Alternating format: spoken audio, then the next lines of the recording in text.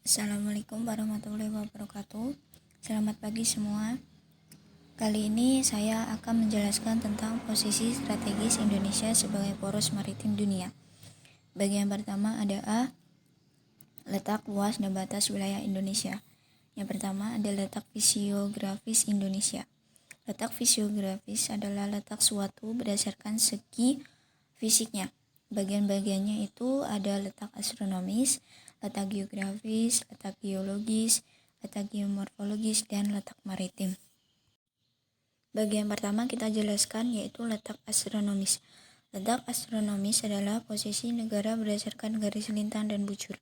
Perlu kita ketahui bahwa wilayah Indonesia paling utara terletak di Pulau Wi, terdapat 6 derajat lintang utara, dan wilayah Indonesia paling selatan terletak di Pulau Roti, terdapat 11 derajat lintang selatan, dan wilayah Indonesia paling barat terletak di Kota Sabang, terdapat 95 derajat bujur timur, dan yang terakhir wilayah Indonesia paling timur terletak di Kota Merauke, terdapat 141 derajat bujur timur.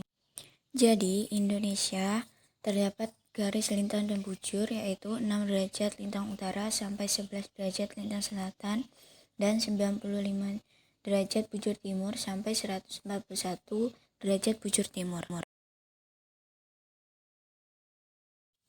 Yang B ada letak geografis.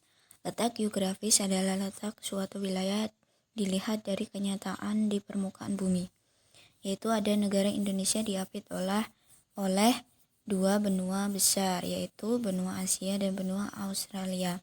Kemudian Indonesia diapit dua samudra, yaitu Samudra Pasifik dan Samudra Hindia. Yang C, letak geologis.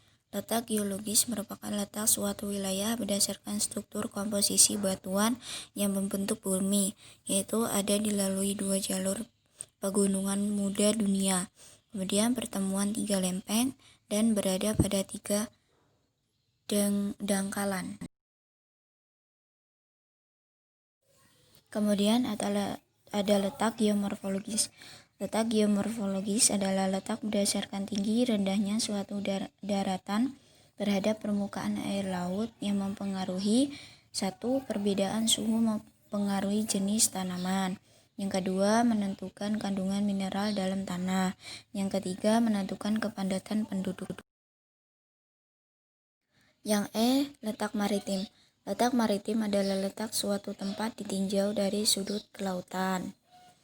Manfaat posisi maritim Indonesia yaitu yang pertama, membuka peluang kegiatan perekonomian bidang pelayaran, perikanan, dan pelabuhan.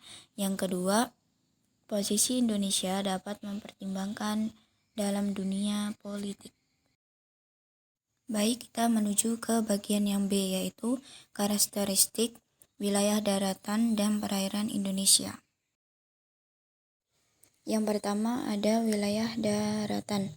Wilayah daratan adalah bagian dari permukaan bumi yang tidak digenangi air dan berbentuk padat.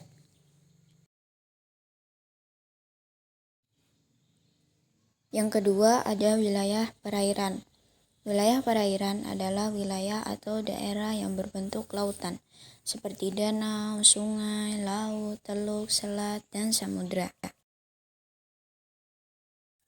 Kemudian poin yang C yaitu potensi sumber daya kelautan Indonesia, yaitu ada A, sumber perikanan, B, energi kelautan, C, migas, D, wisata bahari, E, industri maritim, dan F, transportasi.